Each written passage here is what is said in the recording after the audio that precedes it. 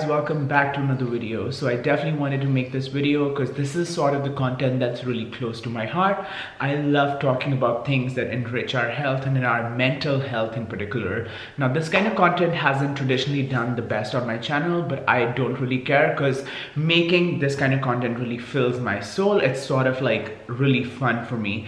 So today I wanted to talk about just one topic by itself, which is self-care. So if you're watching this video, I want you to raise your hands if in school or by your parents you were taught about the importance of taking time for yourself or self-care.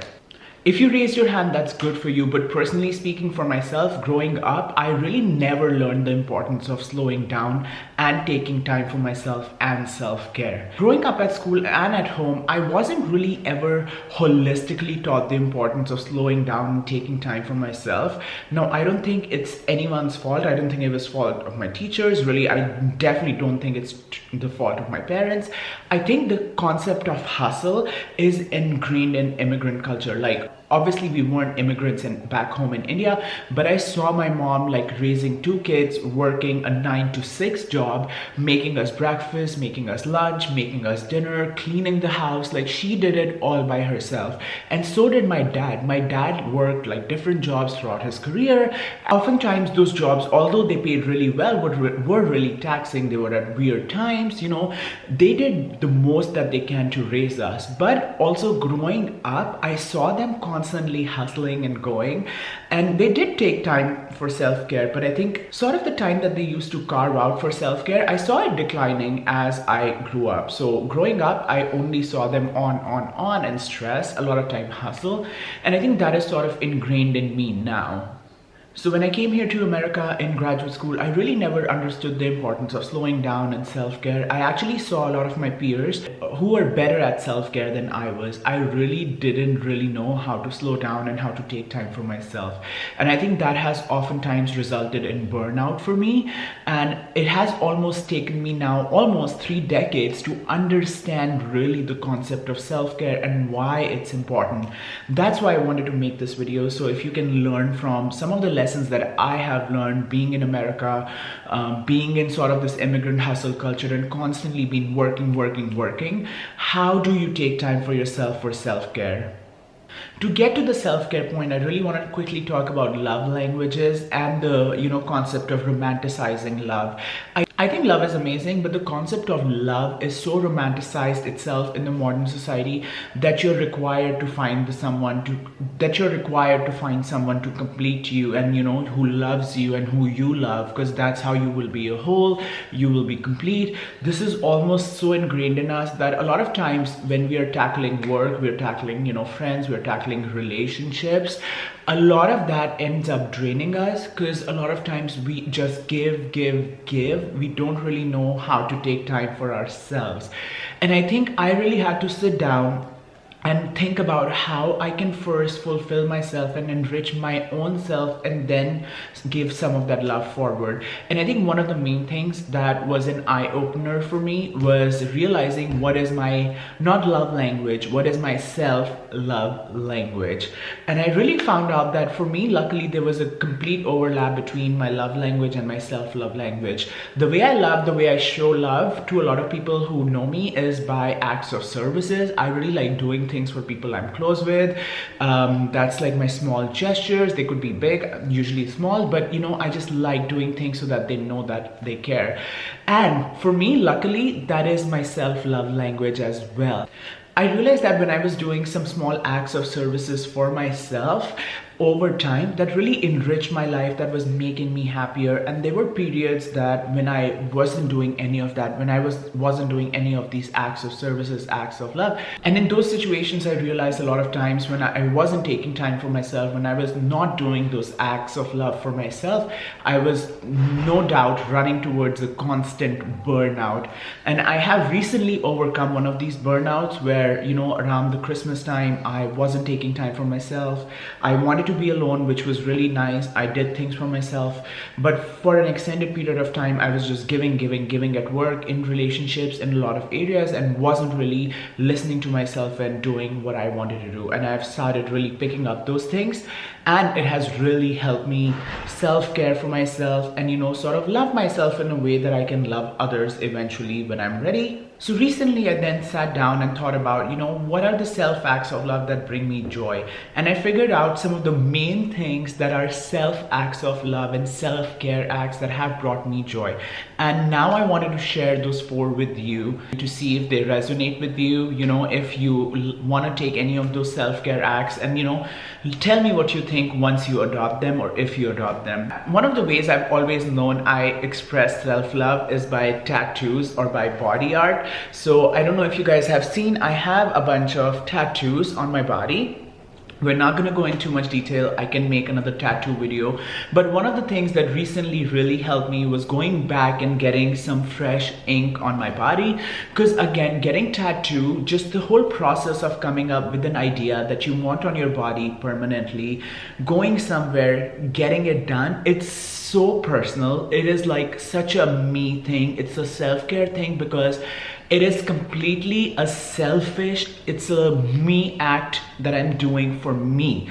It's money that I'm spending literally on myself to do things that I want to do. And it has been so fulfilling recently. I went with one of my friends to get tattooed. We went somewhere that's like an hour and a half, 2 hours away. So the drive was nice and we were able to get tattoos together at this really cool spot. If you're looking to get tattoos, I really recommend around the Boston area, go to Saint Lament Studio. This is in East Hampton, like amazing tattoo work. I can show you closely, or you can check on my Instagram some of my tattoos. But that has been such like, coming into my own body and like feeling like my self experience again, that I like I've been so happy rediscovering how much I enjoy getting tattoos. And like that has been for me the recent #1 self-care act of love for myself. The #2 one I want to talk about is treating myself to a bath. Taking a luxurious bath for me is the best act of self-care that Taking a luxurious bath for me is the best act of self-care ever. Just running a warm bath and relaxing in the water by a beautiful plant, and then putting some Epsom salt in, putting some like aromatics in, some essential oils, and just soaking in that bath for like an hour and a half, not an hour and a half, soaking in that bath for like 45 minutes, maybe at max to an hour, listening to some Enya, listening to some Lana Del Rey, listening to some beach house, just chilling there, like being lost in my old little bath world, feeling like I'm floating in the water. It's just the best feelings. If you're noticing a common thread in this, you will realize that some of my main self-care activities make me feel like I'm in my body again. Like they're so nice because I feel sensations throughout my body when I'm doing those self-care acts of love. And I think that is so key and so important to reconnect with yourself and reconnect with your body and show your body that you care for yourself and you love yourself. The #3 act of love, although really boring, is cleaning. So I have been enjoying cleaning a lot recently, which I never really grew up cleaning. We didn't clean as kids back home in India. We cleaned a little bit, we helped mom and we helped others, but we never really grew up constantly cleaning. Here in America, obviously I clean by myself, but I've been having a really good time just cleaning and getting the clutter out of the house and cleaning different surfaces.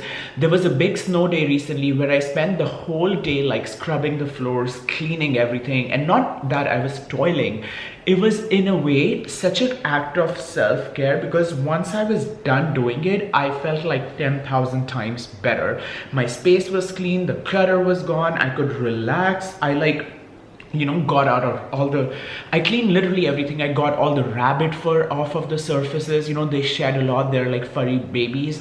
This is sort of the act that I instantly feel the benefit of self-care, but over long term too, I feel happier. Like this is an act, once I take a bath, once I get tattooed, the sensation goes away in like a day or two. But I think cleaning, the benefits of it, the decluttering process of it stays with me for at least a week. So I think this is more of like a long-term thing that I do for myself to show myself, I care for the space I live in, I care for myself, and it has been amazing.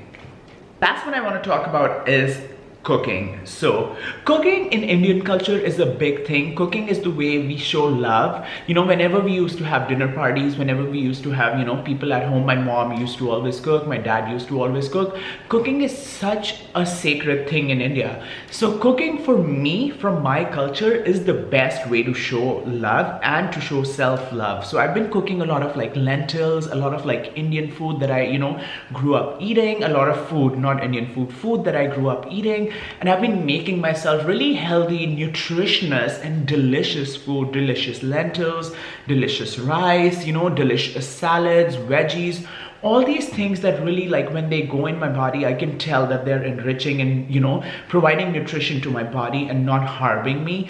And that has been such a fun thing. Like on a Saturday or a Sunday, you can find me over a stove, over a pot of lentils, just stirring, adding, you know, cilantro, squeezing some lime, making some delicious lentils that I can enjoy in the evening, enjoy during the day. And that has been another one of my favorite acts of self-care and self-love. Now that I'm done sharing my acts of self-care and self-love with you, I want to tell you that self-care looks completely different for everyone. Like I'm telling you, I grew up with my grandfather, and I know for a fact self-care for him looked like completely different. He was older. Self-care for him was like services to his community. I think whenever he had free time and he wanted to show self-care and self-love, he was actually participating in his community and like paying it forward, doing things that he knew would enrich the life of others. And I knew that almost always had a positive effect on his mental health, a positive effect on his health in general, because he was paying it forward. He was, you know, really happy by doing acts of services to others. And that was his self-care language of love. And that really enriched him. So let's end this video with another poll. Raise your hand again if your boss has ever asked you to take a self-care day off. Almost 90% of us don't have that experience. My boss has never told me to take a self-care day off. My boss has never told me that you're working so much, I think you should take one day off and treat yourself. That never happens. That will never happen. So it's almost up to us to realize when self-care is important for us, when self-love is important to us, and, you know, integrate those acts of love and self-care into our daily life so we don't burn out in the long term and don't, you know, deal with the negative effects of a burnout in the long term. At the end, if I could give you one takeaway from this video, it would definitely be that take time for yourself, you know, do acts for yourself that make you feel like you're in your body, and learn the power of saying no. Say no to things you don't want to do. If your boss is asking you to work extra hours for nothing, say no. Learn the importance of saying no to other people. Learn the importance of saying no to things you don't want to do, and do things for yourself for once, you know. With that being said, I hope you liked watching this video. Again, this is not the traditional kind of content that does well on my channel, but doesn't matter. I love making these self-care, mental health videos. So I hope you enjoyed watching it. If you like this video, please give it a thumbs up. Please subscribe to the channel. Please share this video. And I would love if you would comment your self-care acts of love on this video. That would actually help me learn what your love language is, and maybe I can adopt some of those love acts for myself. So with that being said, bye guys. Bye.